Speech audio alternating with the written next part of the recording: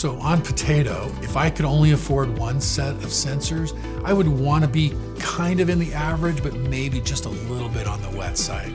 Most growers are not under irrigating, right? Most growers are over irrigating.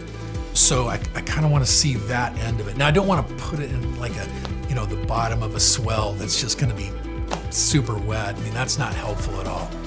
But if I can just kind of find those spots that are pretty high yielding, good moisture, but maybe just tending to be a little bit on the wet side, I would want to do it there. Now, if I'm doing wheat, I actually want to do the other way because that's more likely to be getting under irrigated.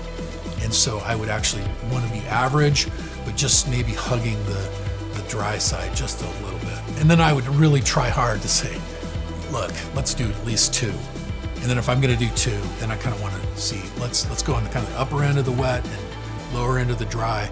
And I want to see my range because honestly, the range is more important than the average.